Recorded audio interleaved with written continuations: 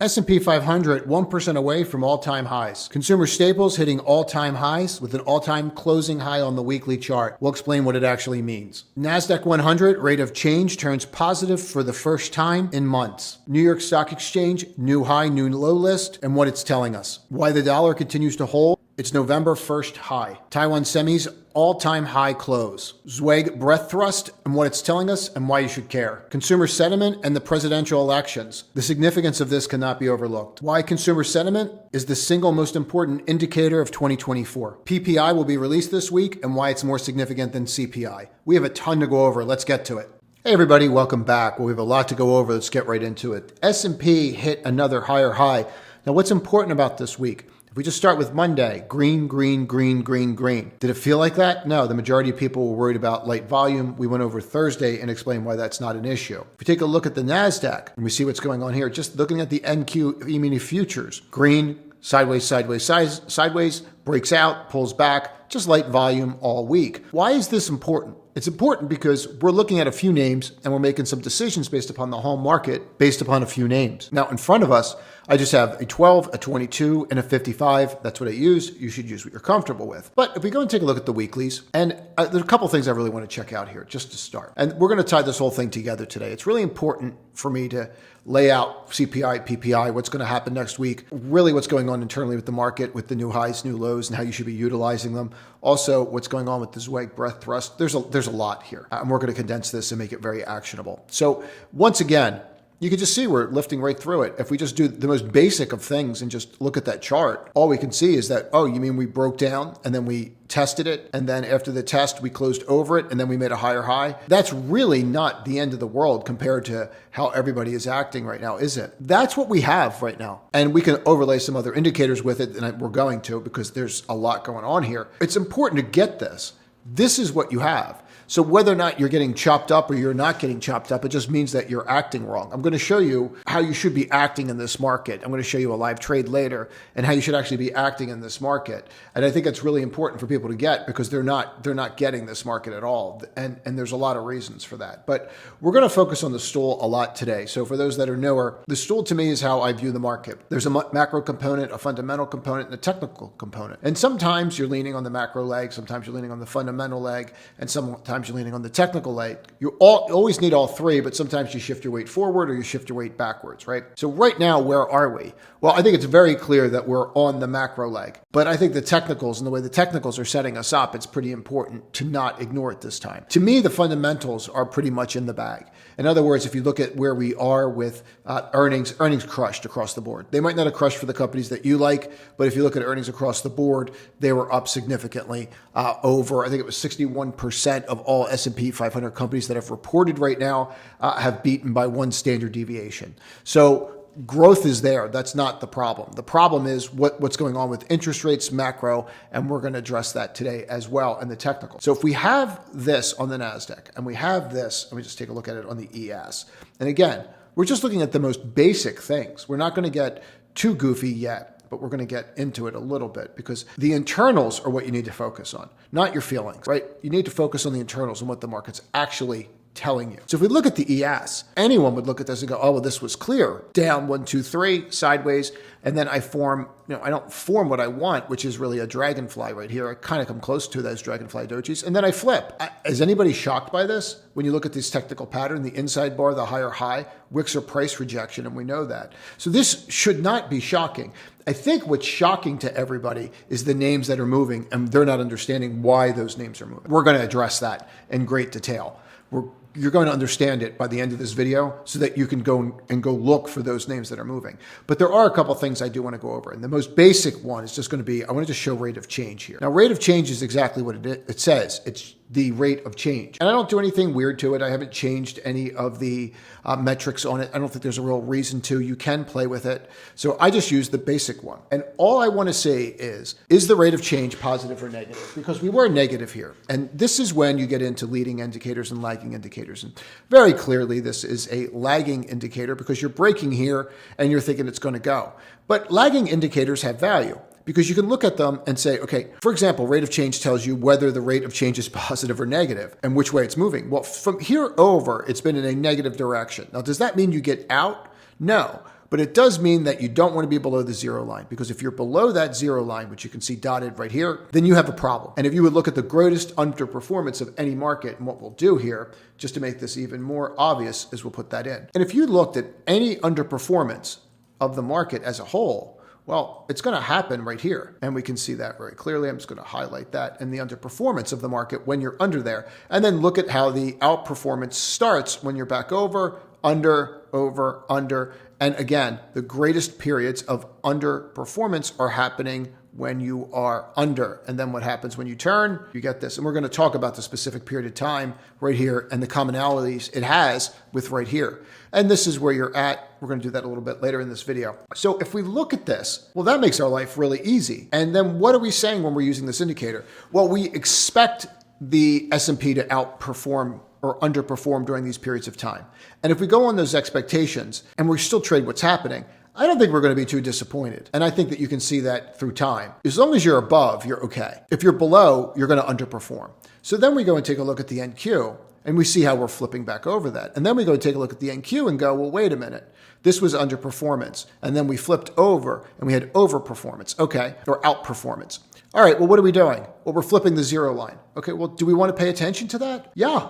Yeah, you do. You do want to pay attention to that. And this is really where we're going with this, right? It's the simple things. It's just looking at the most simplistic things out there and saying, this is what's happening. Now, does this affect your zero-dated options and everything else? But this gives you a broad-based understanding of where the market's going. And if you can just get that concept and say, technically, rate of change has turned positive. Okay, what else do we have? Well, technically, if we look at these charts, when we look at the Bollinger Bands, and just very simple, I'll clean all this off. And bands tell you, underperformance or outperformance to an extent. Meaning, if I broke the median line, then I plan on having underperformance. Okay, and everyone uses a 20. It's just the way it is, right? It'll change again someday. But I have underperformance when I'm below here, okay? And I have outperformance when I'm above here, okay? And the direction matters as well. Well, what do you have right now on the NASDAQ? Oh, we're over? Last time we popped over, we ran. Oh, we're over again? Okay, we're over, we're under. It's not rocket science. It's the most simplest thing to just say, this is what's happening. I'm cleaning this off as well with the ES. And say, oh, well, we got to that line and then we held. And now we're lifting. That's a very different argument, and not as an extreme argument as you'll see out there with, we're going to crash, we're going to do this, we're going to do that. And once you take a look at the internals of the market as well, you can put it all together. But the big elephant in the room is really inflation. Now, in front of us is PPI, Producers Price Index, and PPI is really what? PPI is what companies will pay for product. What we pay for a product is CPI. Think of it that way. There's more to it, but it's the easiest way to kind of wrap your noodle around it. Now, this is coming out on Tuesday. And interestingly enough, PPI is coming out before that, or PPI is coming out before CPI. It's usually the other way around. A matter of fact, there's only 2 times on the year where this is happening. And I believe last year it didn't happen as well at all. Now, why this is important to you is the majority of people, and pay attention to this part, don't even understand PPI. Don't even understand why it's important. But the majority of people that are trading on an institutional level are going to know this. So they're going to pay attention to this very clearly, and they're going to get indicators from this. And those indicators are going to tell you very clearly what CPI is going to be to an extent. There is a high correlation to this. And so watching what happens Tuesday is going to lead into what happens Wednesday. If you would put your tinfoil hat on, you would actually say that they're giving a signal to the entire market what CPI is going to be. There's no real reason for PPI to come out first, but they are doing it this time, and it's worth noting, and it's at 8:30. Now, if we look at PPI, and what we're going to look at right here is we're just going to look at year-over-year PPI. We're not going to do core. We're not going to do anything like that. But if we are to focus on this, I don't think it's too hard to see what's going on here. Here's the prices that people were paying up into November. This is when he did what he did with rates and said, we're not going to raise rates anymore. We're done. And then by the time we started, we got into, we're going to have 7 cuts, 3 cuts. Maybe we're going to cut this week. Okay. And this is what you have now. This is what we're dealing with. And this is the macro problem that we have, that they're not even suggesting that it's not going to persist longer than expected. What they're not really saying is that it's elevating again. And this is the point that they're not really getting into. Now, if we take a look at this, that should be something that is on everybody's radar. Because if we look at the year over year on PPI and you come across, you're no different than where you were in April. We're no different from where we were. So what has really transpired? Well, we got some relief And then now we don't have that relief. And that's really what we're dealing with right now. And that's why we're seeing prices continue to increase. Now, how does this affect CPI? This is what's going to come out on Wednesday. And what's important, again, to get is that PPI is coming out first. And that is extremely rare. It's actually happening twice this year, once conveniently before the election as well. But if you take a look at this, well, you are at 3.4 is really what we're forecasting. So what do we really have here? Well, we seem to have like, oh yeah, we're definitely gonna come in. You know, this is what happened last time, and we're certainly going to come in from that. I don't know that we are or we're not, and I have my belief on that. I'll get into it in Monday's video for us. And comment on the macro stuff if you want to see more macro stuff, because I want to give it a flavor of it, but I don't want to get too into it. Here's how I think you need to. Here we are in March, and we've just come straight across. What are we doing? Like when we really look at this, okay, so we're not May, but what have we really done here? And so at the end of the day, you can't overlook the fact that since October has just been wiped out and that inflation is going up, standing still. And that's the argument that they're trying to make. They're trying to make the argument, oh, we're just going to stay higher for longer, right? They'll keep saying, oh, higher for longer. No, it's increasing. 3.1 is smaller than 3.2. Hence why the blocks are bigger as it goes up. The thing that I love about economists and this stuff is that they just try to work the language. Oh, higher for longer. Just keep saying higher for longer. That's not what's happening. What's happening is the prices are increasing. Everybody knows this. I mean, you go to the food store and you see what's going on out there. It's a problem for people, right? They're struggling with this. That's why we saw the consumer confidence numbers come in on Friday the way that they did. And we're going to address that very, very quickly. But I want you to understand this is what you're walking into. This is the big macro issue of the week.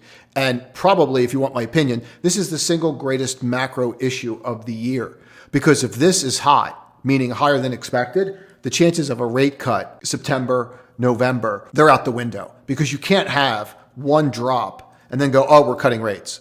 You're going to need a body of work. And that body of work, Powell even said it on the call. We needed 3 months of data to see what's going on. And he got us 3 months of data. And it's not higher for longer. It's that inflation is moving higher despite what we've done. They just don't want to say it that way. But it's definitely affecting the consumer and the prices, and we all see it. Take a look at this. Now, the purpose of presenting this data is so that we can get a handle on what's going to happen or what may happen or the probability of why it's going to happen. It is not to be political in any sense of the word. Please get that. What I want you to understand is why this is so significant. So this number right here, has predicted every single election, every single one. And if you're not peaking going into the election, then you don't win the election. There's a study, we're going to get to it. But this is really important to get because everybody knows this. So if the consumer does not feel good about themselves, you don't get reelected. Period. So if you wanted to get reelected, you would make sure that there were more confidence about the economy than ever before. A matter of fact, I'll show you an interesting statistic here. And it doesn't matter what side of the aisle you're on. I want to be really clear about that. My goal is to figure out how to profit Tuesday and Wednesday this week. Now, if you look at these numbers, they're abysmal. They are beyond abysmal. This shows you from 14, it took 10 years. This shows you from 14, 15 on. Okay. And you can see how people felt about the economy and how they feel now about the economy. They were feeling pretty good. Things were getting better. We saw this with retail right in here. And we were feeling better, weren't we? You know, people were out there. Everyone was buying their sneakers, whatever. All the kids, what they buy, those crazy kids today. And now look at where we're at. And then we just kind of go, okay, well, where's that put us at? Well, that's not good, right? And so this literally fell off a cliff. And when you take a look at this, not on a 10-year, but you break it down, it's been consistently getting worse. So the consumer going into an election cycle is feeling worse and worse about themselves. Now, in January, they were feeling really good. So for any incumbent, they'd be, okay, well, we're not at the top of the cycle, which is where you want to be, but we're over a line where people are still feeling pretty good about themselves. Not so much. They're not feeling really good about themselves. A matter of fact, if you go back and you take a second, and I don't want to spend too much time on this, but we're going to spend this amount of time on it. Look at the correlation between the consumer sentiment and the CPI numbers I showed you. You can just go back and take a look at it, right? As this goes up, this is the problem. And what happened here in November? Oh, Powell's got us. Everything's fine. Let's go out there. Let's buy those new iPods. Let's buy that headset. And that's what's happening. And now people are starting to realize we have issues. So what that leads to is this.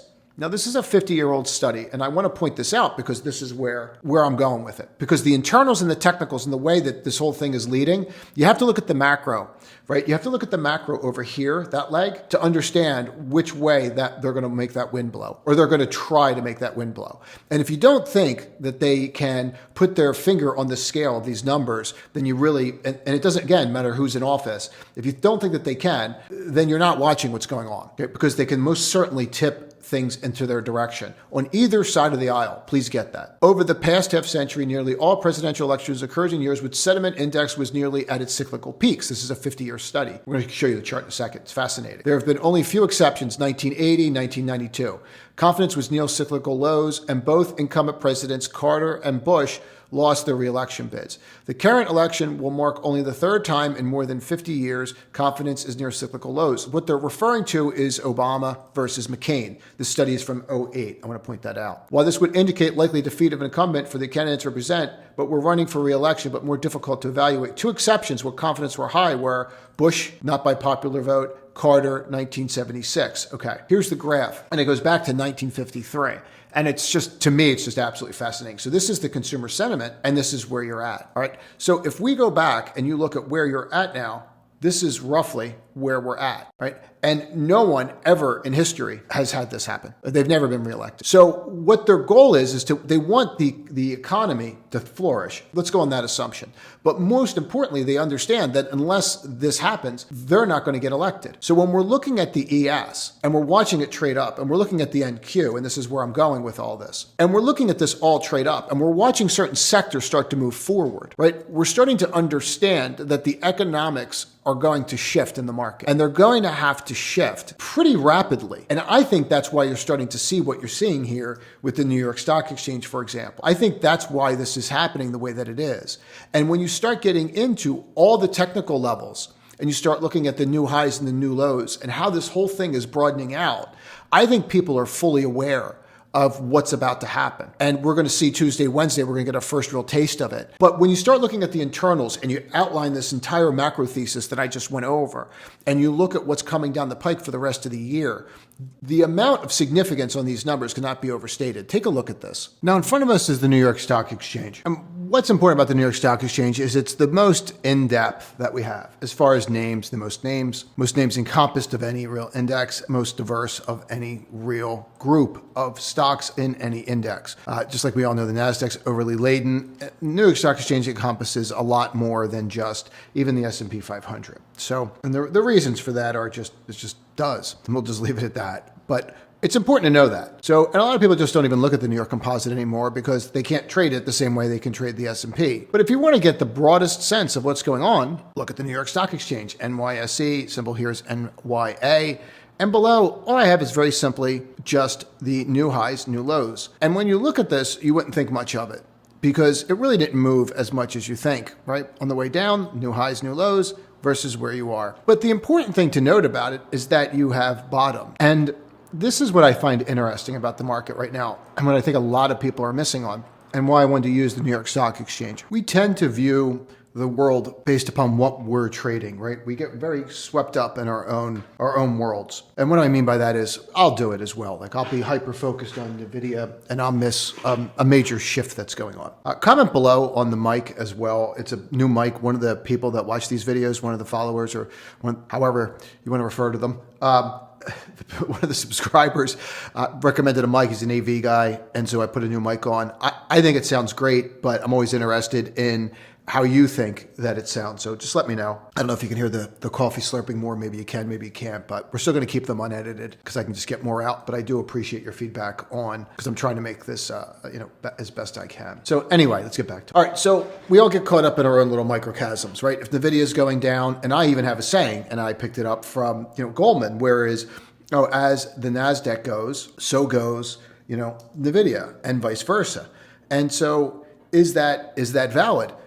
Let's clean that off for a minute and just take a look and say, is that valid? Yeah, well, there's NVIDIA, there's the NASDAQ, and we'll clean all this off. I go, yeah, that seems valid. Okay. But then you go take a look at the NYA, and we'll see why I'm going this way in a moment. So if we look at the New York Composite and we look at what's happening here, new highs, new lows, you say, well, that does look the same as the NASDAQ, and that does look the same NVIDIA. So yeah, the whole market is moving based upon the NASDAQ. One would surmise that by just looking at those three charts, right? But then you start looking at the internals and going, well, wait a minute. Okay, so if I'm going here and this is the new high, new low list on the New York Composite, and we just do the simplest of things. We just drop a line, and I could change the color of the line just to make it simpler for us. And also, I am on TradingView, and it's Arete 20706. And if you are on TradingView, you might want to follow me because I'm learning how to put scripts on here for the public. Just general scripts that some people are offered as a paid service. I'm just going to give them to you for free. So you might want to follow me up. One of the other 1,000 things I'm going to start doing. So if you look at how this is setting up, well, you'd be like, oh, wait a minute. We're at highs. We're really at highs, new highs. And that's a very different feeling that you're getting in the market right now, isn't it? And that's going to allude to where we're going next with this. But I want you to get this before we get into it. And so you start looking at the advanced declining and what's really going on here. Because this is really important to get. That we're not really falling out of bed the way that it feels that we're falling out of bed because we're all caught in the same names. Or I should say, I'm caught in the same names where I'm hyper-focused on tech. It's just how I was trained. I've been doing this 25 years. And every once in a while, you just got to step out of it and go, okay, what's really going on? You try to look at it from 34,000 feet, right? And if I was to go here and go, well, yeah, I trade the new highs, new lows. Well, how's that going? Well, that seems to be going pretty well. It's certainly going better than how people are feeling about the market when they're going, the volume's low, this is low, blah, blah, blah, blah, blah, right? And we touched on that in Thursday's video. But remember this as we go forward and we start dealing with other indicators, because this is going to become something that's going to make a lot more sense when we start getting into the Zweig breadth thrust, which is really something that people need to pay attention to. And while people are going to say, it didn't technically trigger, that's fine, but we need to pay attention to it, and I'm going to show you why we're now looking at this and where we're going with all this. The breadth thrust indicator, this is specifically from Investopedia.com. And I like quoting my sources because then you can just go and find this stuff out for yourself. Meaning if you're like, hey, what does this mean? Just go to Investopedia.com. They have the easiest explanations out there. It's very easy to find. It's a free site. Think of it as a dictionary or a thesaurus for the stock market. And I have no affiliation with them whatsoever, but it's a really good site to just say, hey, what is this thing? Because if we understand what it is, then we can understand if we want to utilize it or not. And you're going to see why this is so important in a moment. What is the breadth thrust indicator? The breadth thrust indicator is a technical indicator used to ascertain market momentum. Market momentum. I am huge on understanding a couple things. Momentum, I want to understand for sure. I want to understand the momentum. And I certainly want to always understand, the magnitude of a move, which is why I'm so big on RSI as well. But velocity, momentum, magnitude, they're the things that I want to focus on because they're the things that you can measure. Where something's going, we're surmising based upon statistical analysis, really. But you can measure momentum. You can measure velocity. You can measure the magnitude of something. They're measurable. That's not argue. You can't argue that. It's objective. And so let's get into it. The New York Stock Exchange divided the total number of issues. So it takes the total number of issues of the New York Stock Exchange and it divides those issues by advancing by declining and generating a 10-day moving average of this percentage. The indicator signals at the start of a potential new bull market when it moves from below 40, indicating an oversold market, to a level above 61.5 with any 10-day period. Now, the period is going to be really important because for this to happen, you literally need to go like this and then go like this. I mean, you literally need to go like almost straight down and then just snap back. Okay? And they're very rare. The last one that actually went off was in November. To be super technical about this, the last one that went off in November. And since I think it was 45, there's only been 11 or 12 of them that have been perfect. Now, in front of us are the absolute technicals triggering, meaning this is when they triggered absolutely. And meaning all the criteria were met. And this is from 1945 on. All right.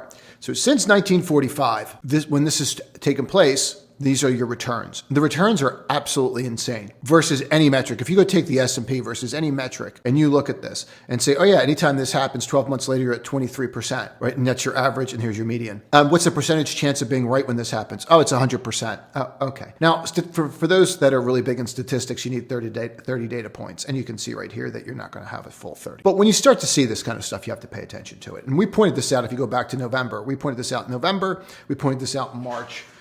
if you go back and look at those videos. And November was huge. And this was something I had lying around that was older, and so you didn't have the 12 months completed by then. But you know now that you have those 12 months completed, and you can go do the math for yourself if you're so inclined. Why is this important? Well, if I'm looking at this going, well, this is great, man. What am I going to wait for? I'm going to wait for 5 or 6 months, or 6 years rather, for the next one. We had one in 75. What am I going to wait for? 82? I've got a life. I need to trade. I get that. So what we do with this data is we understand that one has triggered, and are we in the tempest of it? That's the first thing I always look at. Am I even in the tempest of one of these over the past 12 months? And the answer is yes. At one point, quite frankly, you were in the tempest of 2 of them. Okay. So and we know what the volatility is like. So it doesn't mean you're just going to go straight up, but it does mean that something significant has happened. And if something significant has happened, my argument would be that if something is close to that, then it's worth paying attention to again. And I'll show you what I mean by this. Now, in front of you is Sediment Trader, and I have no affiliation with them, and this is a paid service, but I have spoken to them before, and they said it's okay for me to show this stuff. So that's what we're going to do. But why am I showing this? Because I want you guys to get this, because this is important to me. And I'm going to explain why this is important to me and why I even got into doing all of it. When I started this, and I started everything on the internet, it was from Twitter, and it was during the financial crisis. And I would go on Twitter, and people would yell at me and tell me I didn't know what I was talking about when I would post a chart or something. And I've been trading over 25 years at this point. And what got me was the amount of information out there and who people were listening to. And I found it bothersome that people were just putting stuff out there that really had no clue what the heck they were talking about. So the way that I grew up and the way that I've always worked with this stuff was I've always been involved. Let me fix this for 1 sec. I've always been involved in trying to understand what made traders great, right? And what really makes traders great is the fact that they study the market, right? Not this 3 easy steps, not 5, do this 5 times, not, look at this course. You need to do the work. And these guys did the work. And so for those that don't know who Martin Zweig is, I always show this just so that you kind of wrap your head around who this guy was a little bit. So he was a guy that actually did a tremendous amount of trading and had a tremendous amount of knowledge and legitimately became a billionaire from it. And he lived at the top of here. And this is the Pierre Hotel in New York. And I show this, 1, because it's an awesome shot, but 2, because you need to understand who you're listening to when you're watching these videos, all right? It's really important for people to get that the information that you're putting into your brain is like putting information into a computer. I'm not going to go too much down the rabbit hole, but you need to get, where is this information coming and why the heck do I even care about this? So when you're looking at something like this, I would suggest that you start reading about the great traders in the world. I would suggest that you get those books like The Original Stock Market Wizards and start understanding these guys and how they think and the amount of time that they put into this. If this is something that interests you, if you want to be successful at this, if you want to listen to some guy that's, quote, hot, you're probably on the wrong channel. Why, again, I'm doing this is I want you to get it before we get into it, and then you're going to see where we're going with it, and then how you extrapolate it out and how you profit from it. All right, good. So if we look here on this Zweig breadth thrust indicator, what we will see very clearly is a mark down here, 0.4, 0.6. All right, this didn't exist before. Now it exists. This gentleman created it. And it's telling you since 1945 and backtesting it that it's 100% telling you when the market's going to go up, and it's catching the biggest moves in the market, period. So is there value in the indicator when it doesn't trigger perfectly? And I'm going to argue that yes, to me there is. You can see the velocity of a move, right? And by velocity, how far you're screaming on the way down and we're all going to crash until, everything's just fine. The reason for that is because you're basically getting ultimate fear, in my opinion. It would be another way to say it, where people are just throwing everything out the window. And nothing could be clearer from that than what we dealt with back here, right? And then, of course, the spike up to here. I would argue that there's actually value in the extremes on it, but I like the extremes because the extremes to me always tend to mark a bottom, right? Extremes highs, extreme lows, they tend to mark something. So if I see that back here 5 years ago, that is very clearly defined as a bottom. But 1.7 trillion invested in the stock market didn't hurt either. Powell buying houses when everyone else is trying to buy houses, that didn't hurt either. So then you come here at 22 and you can see the bottom there. And we all know that this marked the bottom by some other indicators if we go back and look at RSI. And again, what I'm going to do with this, I saw a couple out there already. And why I brought up the trading view is over the course of the next week, I'm working with somebody that's going to help me put this whole thing into an indicator. And then I'm going to publish it for free. And it's just going to be on there. So that's why I was suggesting that you can follow it. So you're not going to need a service or anything. All right. So let's keep rocking and rolling here. So 3 years. Okay. Is this telling me anything? Again, I think it is. And if we go back and take a look at the dates, well, where's the one that we have to pay attention to? Well, this is the real one. right? From here to here. That fired. Why? The speed in which it moved, the velocity in which that moved was huge. And that marked that bottom. What I would suggest is the ones that don't even truly fire still have value. And I'll show you what I mean by that. So if we go here and we mark this off, and you're going to see how this all ties together in a minute. And then I go, okay, well, that marked this bottom right here. Yep, this was the clear one. And maybe that led to this moving greater than this one. Sure. That makes sense. Okay. Go back, take a look at this. Did this work? I don't know if that, would you call that working? You made money from it, but it didn't trigger the same way. Why? Even though you were in a down market. And let's point this out. We're falling off the face of the earth. Everything's collapsing. People that bought NFTs realize that they just bought, a JPEG. The whole world's collapsing. And this mark from here to here marks the bottom, but only till about September or August before it makes that higher high right here. And we can all see this, but I'll just put it in. And then breaks, retests, and then collapses. And what's that do? Marks another low, takes out that low, and then we go forward. Okay? So did that help us if we were looking to trade? And I would argue that, yeah, I think that did help us. So then when we come here and look at what we have going on right now with this mark here and what happened here, I think we'd be remiss in saying it has no value. Now, does it have the same value as a super technical one? And I would argue, no, that it does not, because it does not meet the full criteria. But, when you're shooting for the stars, if you hit the moon, it's still not a bad thing. You're still somewhere much further than you would be, right? And so, again, why is this important? Because when we're looking at what's going on under the hood and we're looking at the internals and the technicals, and we look what we're about to step into with CPI and PPI this week, and they look at how they're setting us up for those numbers, and I believe I'll put my tinfoil hat on for a second. I believe we're being set up here. I think you have to look at this, and I'll show you where to go next with this. Now, in front of you is the NASDAQ Zweig breadth thrust indicator. So they take the same indicator that he created for the New York Stock Exchange, and this is Sediment Trader. And what they did was they overlaid it for the NASDAQ. Now, this is where you're going to see the differences. Look at the extreme move to the downside. Look where we didn't get to. So what does that tell you about the speed and velocity of this last bounce? It would tell you that the New York Stock Exchange is advancing on a broad-based market much faster than the New York Stock Exchange. But I'm sorry, than the NASDAQ. I'll say it again because I'm not going to edit. NASDAQ's Zweig breadth thrust indicator is indicating that we are not advancing as broadly as we would on the New York Stock Exchange. Therefore,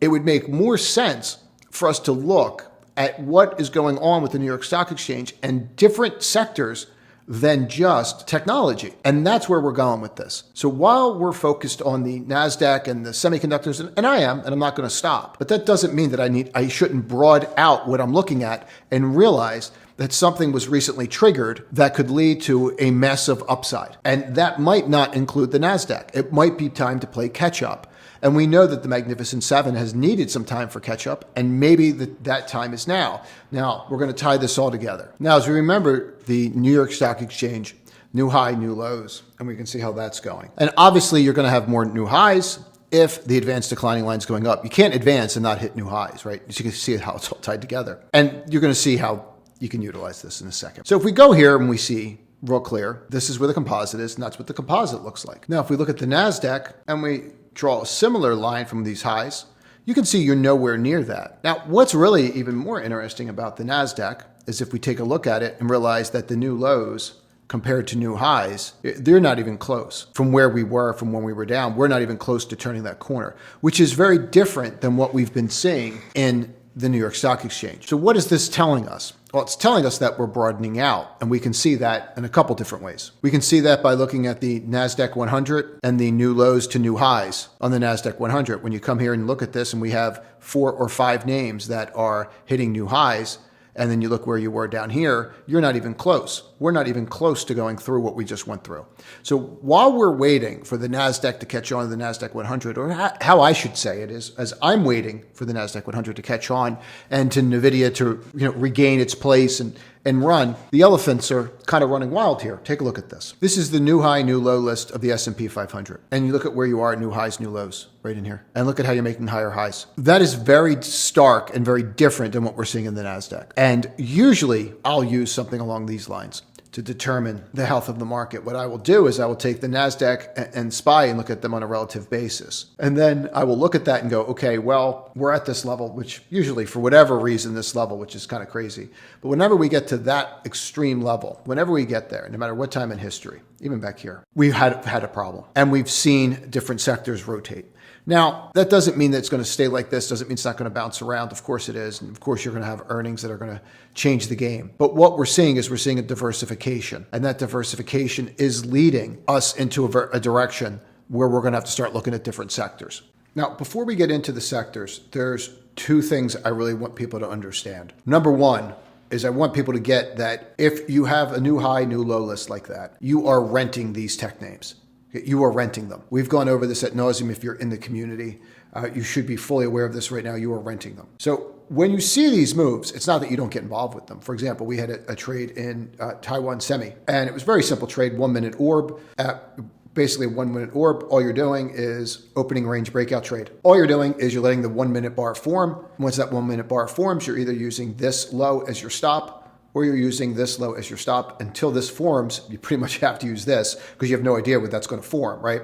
So that's the fast way. That's what I would refer to as a faster trigger to get in, not wait for it. Just execute and realize this is your stop. And then you probably should move your stop up after that because on a percentage basis, it's not going to hold. And what you're doing is you're scaling out into the move, right? So you're going to scale out into the move and then you mark it off. But this had exceptionally good news. Exceptionally good news. Hold on one second here. You can see this is John typing in the community when I'm live trading because I obviously can't live trade, type, and talk at the same time. Lucky I can walk. But if you can see what's going on here, you can just see that already I'm looking at the 900 puts. And I want you to get that. Pay attention to that part of it too. And this was just yesterday. But there's the buy. And I like showing that so that people can see what's going on. And I wanted to show that you're always evaluating relative strength, even in the first couple seconds. But the important part of this is look at what I'm looking for and look at what's going on with NVIDIA. And this is somebody that's long NVIDIA, by the way. And then from here, I'm scaling out almost immediately into the trade because I understand the market that you're in and I understand the light volume. And if you need to understand why I'm doing this, you can go back and look at the new high, new lows list and the advanced decline line and the Zweig breath thrust. And it'll explain why I'm acting this way with technology right now. If you look at this, all you're doing on the opening range break is you're buying right here and then you're getting out into positive slippage. So I'm selling into this. I'm not cheering. I'm not high-fiving my bros. I'm not talking about, which Lambo I'm going to, lease. I'm just getting out. Okay. I'm just hitting the button and getting out, setting the stop. And then all I'm doing is letting it set up. Maybe I'm blowing the rest out here on this trade. I gave it no quarter whatsoever. And as soon as it pulled right back, I formed like this wonky bar right in here. And I'm just like, not today, not today. I'm just like, I'm gone, I'm out. Because I don't trust the market on Friday, considering what we're seeing with what's going on out there right now. And another way to look at this too was NVIDIA, I came in long, but not long as much because of how it opened. And obviously this all moved on the Taiwan Semi news, which was excellent and definitely worth reviewing. And we'll review that at a later date because it was just an excellent quarter. But you have you break, you have the reversal right here, and you have these wicks. Those wicks are forming a tweezer bottom. You flip, there's your opening range breakout on your 1 minute. You would be using that as your stop. You're buying and you're going from there. This bar forms. And as you're going to see in this live video in a second, I'm just telling people point blank, this is where you'd buy. You can see it just holding that opening price, right? So whenever you see that, you have a red bar, go sideways, and you're holding that, and you're still making lower highs, but the lows are not breaking, pay attention because that's really contraction of a pattern. And you just broke out, flag, broke. But as you're going to see in this video, what I'm looking at doing is I'm looking at buying puts. And people would look at that and go, well, why are you thinking that? Because of where we are in the chart, where we are in the cycle, right? And this was a huge move in a very short period of time. If you look from 790 all the way to the bounce, and I am long, but what I'm doing is I'm buying puts. And then after I buy puts, I'm buying stock against those puts. So I bought puts up here and I was up like 100% in them. And then what I did with them, I didn't close them. I just bought stock against the puts that allowed me to stay in the trade all day. But I can get into that in another video if you want to see how that's done. The important concept that I want you to get before we get into the sectors and you watch this live trade is that what you're doing here is you are pulling money out as soon as you can. You're not expecting follow through in technology in this market at this particular time, especially with all the macro information and technicals that we just went over. Hence why we started this whole video and looking at the stool. Watch this play out. There it goes. Good. Finally. All right. So now you got a bar you can work off of. Consolidates, boom. So 910 should be on the table. That should go. So that makes life pretty easy. So you just use that doji as a stop. You should be able to get up here now. So good. You are holding in here. You got some wicks, but you are holding. You need to hold that 903 bar if you're day trading it. A little fade off the open, that was it. You just encompassed the bar and then That's been it ever since. So it's the open that is now acting really as support. So you have net buyers there. So if you lose that 903, you know the people that were buying at the open are gone. Up 5 from that bar. Not doing anything with it, just sitting with it. If it gets to 916, I'll probably take some off. And again, if you're day trading and you haven't pulled anything out, you got to be pulling stuff out into these bars. You have to. Like you're just waiting for the retest and then the roll and then reevaluating it. So you might as well pull something out when it happens. If you want to take it, you have to take it on the push. That's why you're pulling stuff out when it's up here, right? There's your first close under VWAP. That's why you got to pull money out if you want up here, guys. Can't be looking at it now going, what's it going to do? You know, hoping. From where I said, you might want to pull something out. Make sure you're pulling something out. You're down $10, hoping that it holds the open now. That's the kind of market you're in. I'm going to buy some 900s here. See what they do. What's some puts? And if I flip over that level, I'll just close it. But I have a ton of this stuff on now. I'm at $5. I paid $4.20 for them. All right. Okay. Now give me a retest. I can actually buy stock against those puts. Just hold the darn stock all day. That's like when you buy the delta versus just like 1 for 1. If it goes down, I can just buy stock, the 900s. Like right there, I'm locking in $3. I paid $4. Who cares? It's going to cost me $1 to sit with NVIDIA all day. I need a retest though. Give me that retest. I really want you to roll that down for me. Give me that retest. I paid $4 for a bunch of these and I got to make a decision. Do I just lock in at 7 or do I just buy stock against it and just be hedged all day? So I'm going to buy here. I'm going to know in a minute if I'm right. I don't think I'm right. I think you're going to break it. Yep, I'm going to kick it. You're trying to hold here. You're going to hold it? Okay, that's a hold. So let's give it a shot again and see if we're right. So I'm going to buy NVIDIA against those puts. And they're $6. You're locking in $2 of it. And I can just sit with it today. But again, if it breaks here and I don't get the move, I'll just kick it out again. It's not a big deal. But this way I get to stay in the trade all day. It's literally going to cost me $2 to hold NVIDIA here for the day. Now I lose the profit I have on the puts, but I'm not really interested in a couple dollars. If I can hold this and it goes back to like 910, which it easily can today, it's well worth it. And I've got a safety net under me all day. If it goes to 905 and I want to kick it, I can. And I can just leave the, it pays for the puts and then you're just doing it over and over again. So it just gives you a lot of optionality. Now there's a couple things in there that are really important for me to just touch base with. So down here is where I start buying stock, right? And then I realize it's not going to hold, and then I kick it, and then I get back out. One, it's really important for you to get that not everything you do is always going to be right. Okay, that's the first thing that you need to understand. Number two, what I thought was going to happen where I was going to get a retest up here, did that happen? No. So what I did with this position at the end of the day was down here, when we hit a certain technical level, I actually covered the puts and was able to stay long the stock just with a really tight stop into the end of the day. And then when the stock traded up, so I'm locking in the profit on the puts. And then when the stock trades up, I'm getting involved and I'm just blowing out the stock, the stock that I want to blow out, and I'm locking in the call. I'm locking in the volume that way as well. All right. I can get into that. It's super technical. The important concept of that is what you plan for might not always happen, but that doesn't mean you can't make money off of it. You also have to understand that as the plan changes, your game's going to change. But you need to look at what we're dealing with here. This did not break out and just run, right? That's not what happened here. Taiwan Semi, despite the awesome news, did not just break out and run. And this is a really important distinction in the market you're in. And once you get that and you start looking at like the SOX, for example, you start saying, well, this didn't really go anywhere, right? We really haven't gone anywhere since Monday. And then you start looking at these other sectors that we're going to talk about. You start to realize that the game's changed. So you have utilities, and they actually can go down, as we're saying right here. But we have this, very different view of utilities right now because of what's going on with data centers. And we're all very aware that data centers are the driving force of this market right now, right? We are seeing that with some of these names, and there are tech names that look great because of that. But we'd be crazy to not look at what's going on in the utility market right now and where we're at, technically speaking, and realize that they're setting up to break out. I mean, when you start looking at utilities and people are looking at a couple names, they're not realizing how much is really changing. And why would they be buying these now is really what you have to even ask yourself. Like, why would you be buying utilities now? And then you go, well, because of the data centers. Well, is that all it is? Right? And then you look at XLP, okay? And XLP is obviously consumer staples. Well, why would this be going up as well? All right. And in other words, why are we seeing the defensive moves? Why are we seeing all this stuff happen at this particular time? I think you have to tie it all back to where we were from the beginning, where we're talking about Michigan consumer sentiment. And the majority of people know the game. The institutions know the game. They know that consumer sentiment is going to change. They're going to have to change that number in any way that they possibly can. How do consumers feel good about themselves? Okay? When they're paying less. How do you pay less when you have less cost? How do you have less cost? They cut rates. So the cutting of rates into this cycle that we're heading into is predicated upon CPI, which comes out this week. So I think that you're seeing a lot of bets going into CPI that they're going to do something there, or they're going to do something eventually, but I think it's coming, and I'll get more into that on Monday.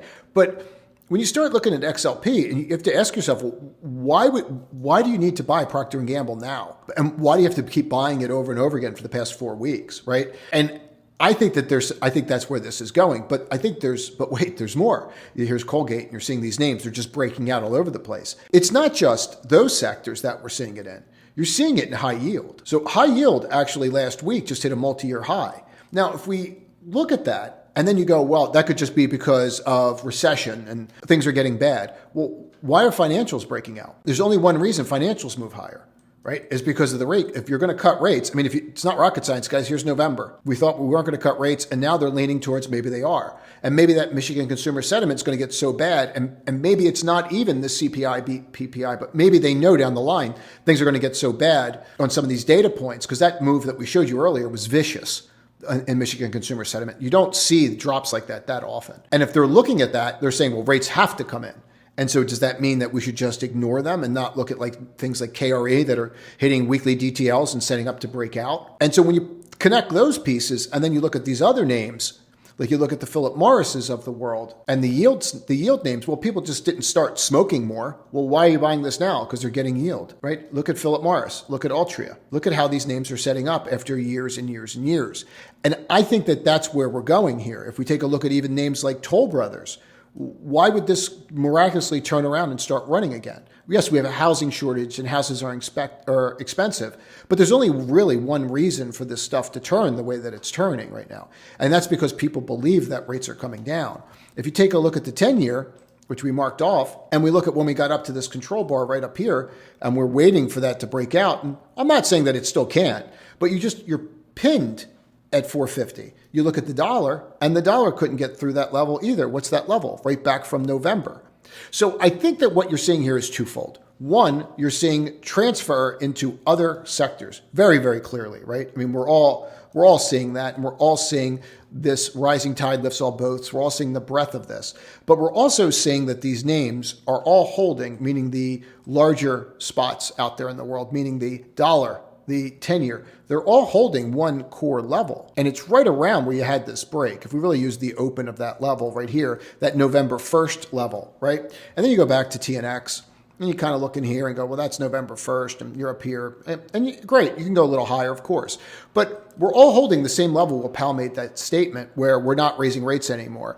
And that, the next way we're looking as time progressed, he stated we're cutting. And we can see how that changed. But when you tie all this together, and you start looking at what financials are doing, or you even get even more into subsectors, and you start looking at what some of these subsectors are doing. That's not it. Let me find it. And you start looking at what some of these subsectors are doing.